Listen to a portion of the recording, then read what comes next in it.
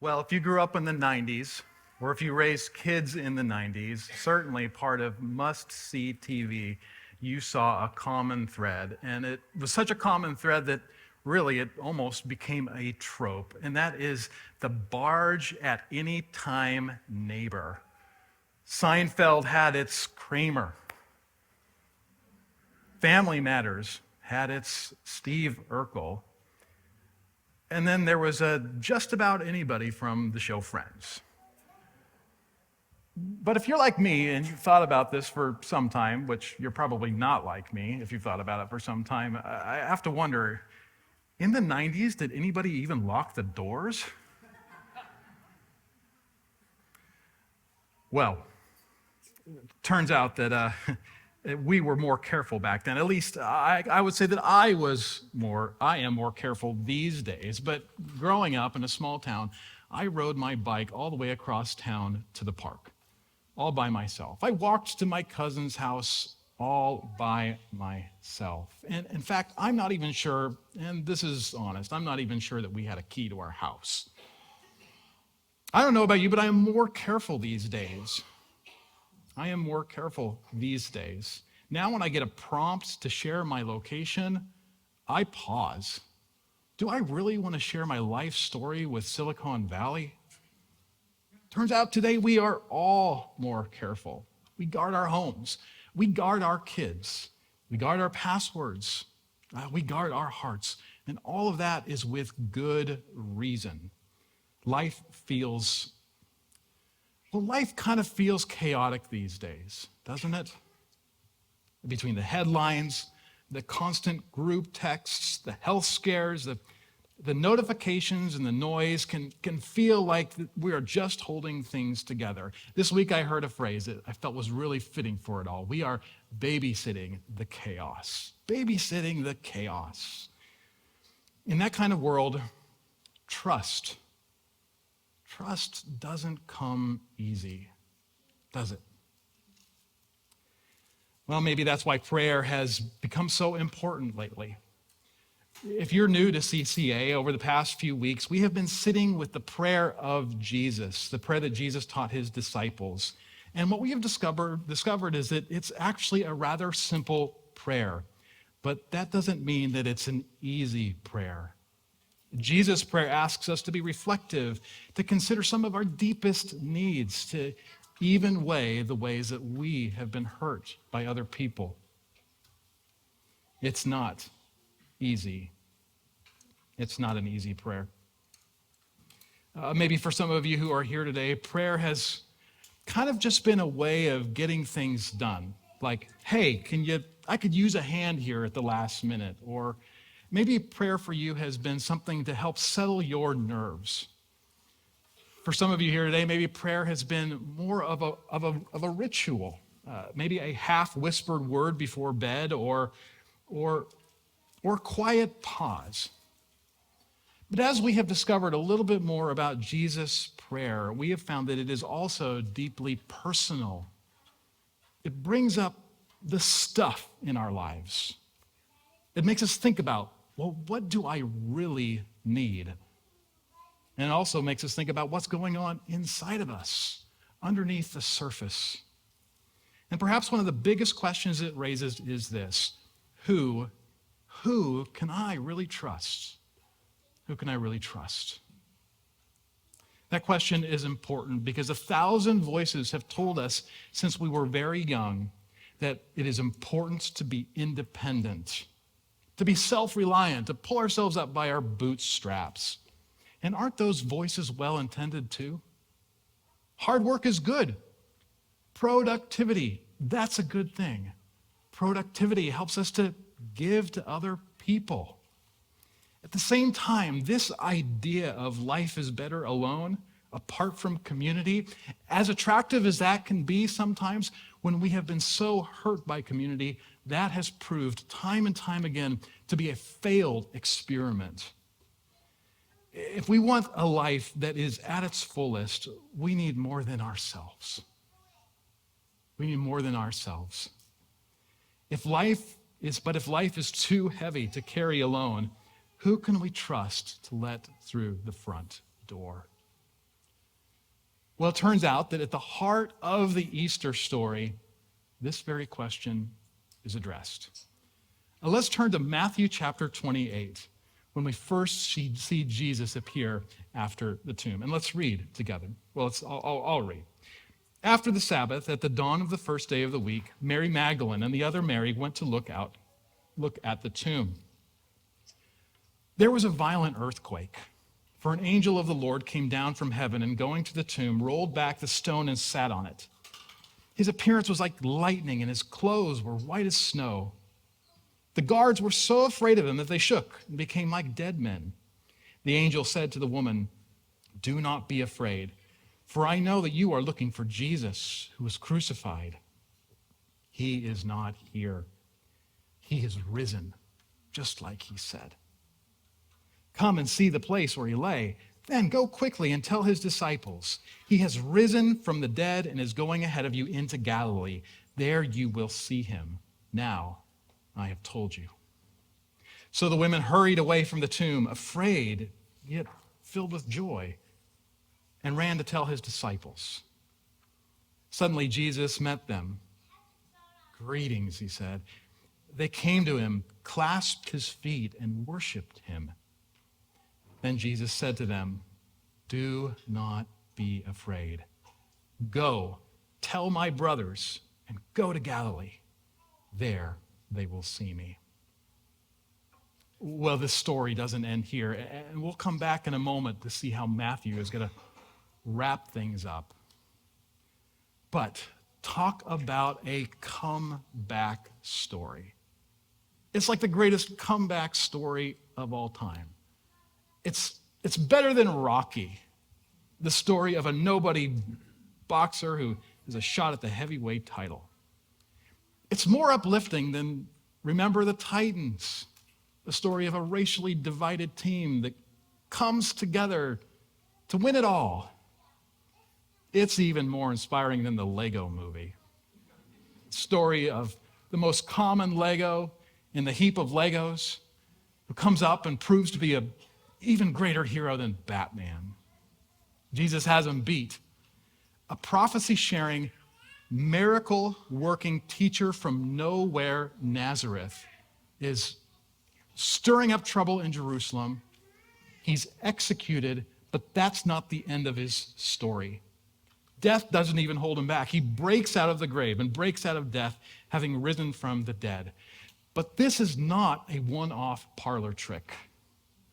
Many Jews believed in this day that even though the soul is separated from the body after death, eventually the soul would be returned in the last days to a brand new body, a body that wouldn't decay, wouldn't experience sickness, wouldn't experience all the faults of this world.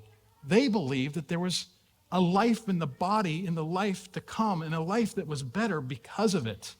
But they didn't believe that that was going to happen until the last day. And this is how Jesus surprises them all. He surprised them by becoming the first one, not just raised from the dead, but is risen.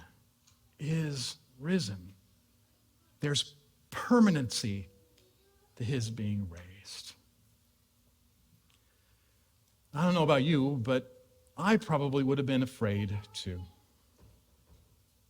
I mean, there was nothing like it. So Jesus' words to these women, "Don't be afraid," makes sense. Jesus sends them to tell the disciples in Galilee, and let's look and see what happens next. Then the 11 disciples went to Galilee, to the mountain where Jesus had told them to go. When they saw him, they worshiped him, but some doubted. Then Jesus came to them and said, "All authority in heaven and on earth has been given to me. Therefore go and make disciples of all nations, baptizing them in the name of the Father and of the Son and of the Holy Spirit, teaching them to obey everything that I have commanded you. And surely I am with you always, to the very end of the age." Now, this is a little bit of a surprising end to the story. to end the end of Matthew's telling of Jesus' story. Matthew's book is 28 chapters long. This ending, this conclusive encounter with the disciples, it's only 4 verses long.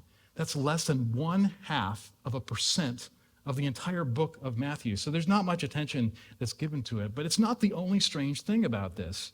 Did you notice that some fully embraced Jesus, but then there were some that doubted? And that's the last word that Matthew gives to it. Some doubted.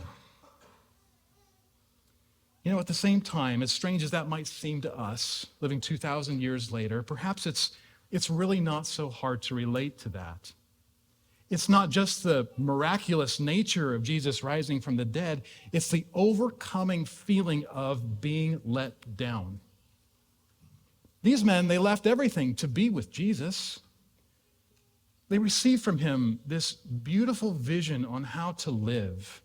They had met no one like him. And truth to tell, is there anybody that has really been like Jesus, even to this day? What would it have been like to have been captured by Jesus' way of life, to be captured by his undivided love, and to believe that God was going to do really big things through this Jesus, and then have it all stolen and taken away from you, and to be left feeling like a fool? Even resurrection from the dead might not be enough to overcome the feeling of having lost something and the feeling of being made a fool. Well, maybe some of you can relate. And perhaps you believed at one time that if you worked hard enough, that you would always feel secure, or that things would ultimately go your way. Maybe you invested in a business, or you took the risk of going out all on your own, and you believed with all the belief in the world that it was going to work out for you, but then things ultimately crumbled and they failed. Perhaps you parented your children with all of your might. You invested everything you could in them. You challenged them. You loved them really well. And you believed that things were going to work out in a great way, but you struggled as you watched one of them eventually walk away. Or perhaps in the not so distant past, there were some of you here today that looked at the year 2020 upcoming and said to yourself, this is going to be my best year ever. Things are finally going to go my way. This year, something big is going to happen. In the midst of this disappointment and these hardships, how could resurrection meet us? How does resurrection meet us there? Well, it turns out that it might not be exactly like we'd expect. Did Jesus' words, "I have been given all authority," surprise you too? All authority has been given to me. All authority has been given to me. I don't know about you, but receiving those words as they sit, it doesn't exactly feel like it's medicine for the soul. How do those words, how does that statement bring hope to shattered expectations?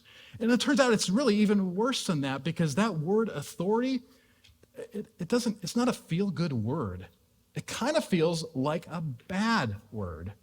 It's un-American. There's no authority in live free or die. I mean, come on. Kids, do you know that feeling of wanting to watch a show and your parents say no? That's the no fun feeling of authority.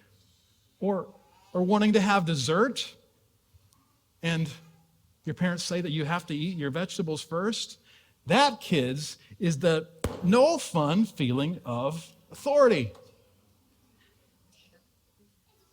Teenagers, you know what it's like when you have to follow up with that curfew? When you have to go home at a certain time instead of hang out with your friends? Or even worse, when you have to go to that family get-together with Uncle Bob. Ugh, I'd rather die. That is the no fun feeling of authority. Adults, You know that feeling of having to look at your student loans and pay it again and again, or watching as your property taxes shoot up out of nowhere, or the feeling of your boss saying no.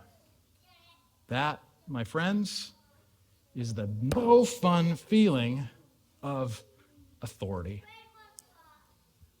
How can authority be good for the soul? Well, how did it pop? It's a trick. I'll show you after, okay? But my friends, what if there was a kind of authority that actually made sense? Sometimes I go to Home Depot or Lowe's on a mission for some project to build a so-and-so, and I don't exactly know where I'm going to find the so-and-so to complete my so-and-so. So I check in naturally with one of the representatives, the good, hardworking representatives there, and I ask them, hey, where can I find the so-and-so? And most of the time what happens is they'll say, oh, it's in aisle 536. And they'll point me towards the aisle. And so I'll go down these aisles. I'll start counting. 1, 2, 3. I'll get to aisle 100 at the end, and I'll realize, oh, I got to go in the back of the store where the new numbers start. And then I'll get back there, and I go through each aisle and each aisle. And then I realize there's no aisle 536. There's an aisle 535, and there's an aisle 537, but no aisle 536. But, I'm too proud to go back and say, hey, I can't find aisle 536. So I spend more time. And about a half an hour later, I realize that there's this thing called an end cap.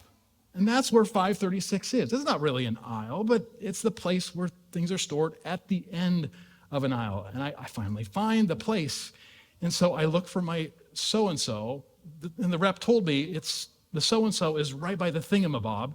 So I look for the thingamabob, but I was also too embarrassed to tell him that I don't know what the thingamabob is. So I keep looking, and eventually, well, sometimes I just give up, but sometimes I find my so-and-so, even though I don't know what a thingamabob is. Now, I am not here to dog on the hardworking employees at our department stores. They have a lot to do. But sometimes something different happens. Sometimes when I go up to a representative and say, hey, I'm looking for the so-and-so, they don't point me where to go. They stop for a moment and say, let me show you where that is. They walk alongside me. We go to end cap 536. He shows me the so-and-so right by the thingamabob, and he asks me questions about my project. I go, well, what are you planning to do with this? I tell them what I'm planning to do, and often it raises an eyebrow, which means, are you sure you should be doing that? Shouldn't you be hiring somebody for that? But they never give me a harsh word. They give me some suggestions. Sometimes they'll show me some other so-and-sos that might fit perfectly with my thingamabob project. Here's the thing about that. They have authority. They know what they're doing. They know where they're going. But they don't point me where to go. They walk alongside me. They walk alongside me. They're not there to tell me the way. They become the way. They become the way. Maybe for some of you here today, you're not sure where you're at with Jesus or what to believe. And I am so glad that you're here. But wherever you're at with Jesus, I think that we can all kind of come to agreement on this one thing, that Jesus lived in such a compelling, moving, caring, loving way before his disciples that their lives were changed because of it. And although they were regular people, just like you and me, They left everything to follow him. To follow someone like that, someone who didn't distance himself from sinners but drew close to sinners, someone who held hope for the highest expectations but also held and preached the deepest form of grace, someone who laughed with them, someone who wept with them. It wasn't a burden. He listened to them. He walked with them. He bled for them. He was there in every humanly way possible. Following someone like that is freedom. When God raised Jesus from the dead, God beat death. But he did so much more than that. By making him the first to be raised from the dead, and because Jesus gave himself innocently and perfectly for all mankind, God gave Jesus all of the authority, an authority he had before he was even born. It was returned to him in full power. But he was entrusted with authority that he did not seize. He suffered before he ruled. He lived the difficulties of the world before he ever claimed dominion. He holds the power, and his hands are still scarred. Authority, when given to someone like Jesus, is authority that is life-giving. True freedom begins when we trust the one who holds it. Well, yesterday I had a really sweet opportunity to connect with a couple here at Christ Church who were just baptized last summer. And just about 20 days ago, they had their third baby. We had the chance to connect over their journey of trusting Jesus. And I'm excited to share that with you. The full video is about 16 minutes long. We're going to post that later on Facebook, but I just wanted to share a little bit of that with you today.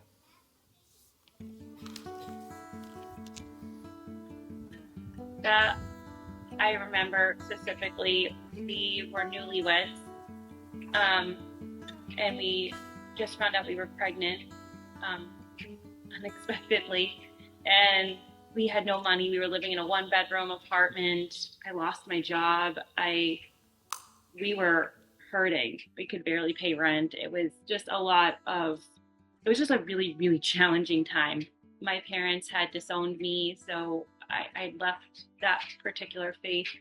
When you leave, they shun you when you leave. So I was shunned from a lot of people that participated in raising me. I was told by my parents, numerous times that by leaving that faith, that I turned my back on God and that he's not going to listen to me now. And so I felt like free from leaving that situation, but I still felt extremely lost. So it was like a scary time. We're going through a lot, and I felt like I had nowhere to go. I know I didn't want to turn back to that, but I didn't know where to turn to. And I thought, if I lost my chance at salvation, I'm going to be sure that my daughter has a chance. And I just made it a point, where, you hit rock bottom, there's nowhere else to look but up. And so I looked up. I hadn't prayed in forever.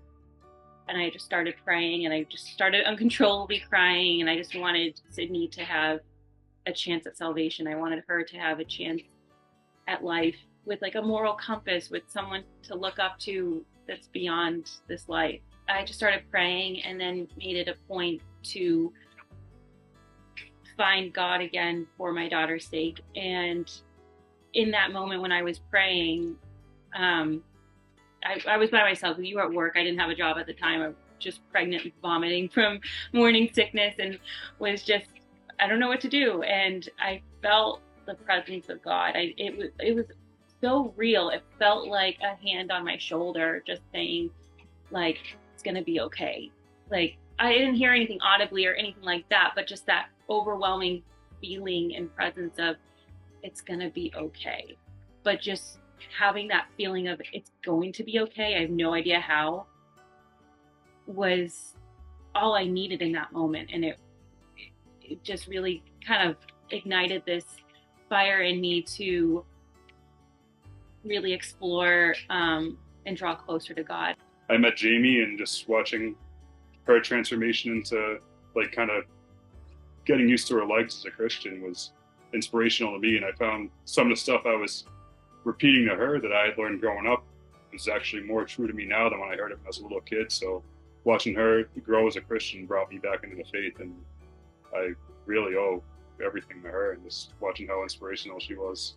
I realized that like I thought for a while that the bad things that happened to us over the last year, they were really God's plan. Like I said yes to being baptized, and he knew that this stuff had to happen in order for my faith to be rock solid.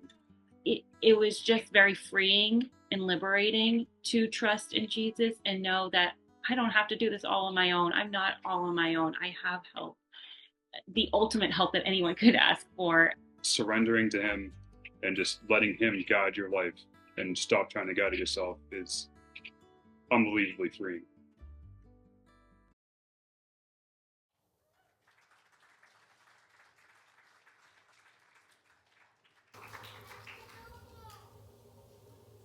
Unbelievably free. I love that. When the one who has the scars on his hands also has his hands on the wheel, you can trust him with everything. Everything in the book of Matthew that has kind of led up to this point is telling Jesus' disciples that he has the authority to make you everything that you were meant to be. And did you notice the last words that Jesus gives them? I will be with you always until the end of the age. Until always means change of some kind. Does that mean Jesus is going to stop being with us at the end of the age? No, it means he's going to be with us in a better and more full way. But the promise for now is that he will be with us. And because he has been raised, he has authority to be with us whenever we need. So today, who or what are you putting your trust in? Is it your retirement? Is it your paycheck? Is it your school plan? Is it your work plan? Is it your stable family life? Today, are you ready to trust in someone whose hands are caring, but also more capable? Maybe this is your first time. Maybe this is your first time to come back again. Would it be too much to ask for you to just take a step? Take a step in your heart. Say something to yourself. Something as simple as, I'm open. Or something as simple as, I'm ready to try again. How might it be how might God meet you in that? And what future might he hold for you? And for those of you who aren't walking for the first time, what would it be like to lean in a little bit more, to trust a little bit more, to let go and to experience what God has for you and to be everything that God is calling you to be? For centuries, Christians included this conclusive statement, this ending statement to the Lord's Prayer. And it goes like this: For thine is the kingdom and the power and the glory. This beautiful statement actually comes from the Old Testament, an ancient book, the book of Chronicles. But today, it's more than about power. It's about hope. Hope that Jesus is not defeated. A declaration that Jesus is not in the grave. No, my friends, he broke out. He is on the throne. And because of that, we are incredibly free. Let's pray.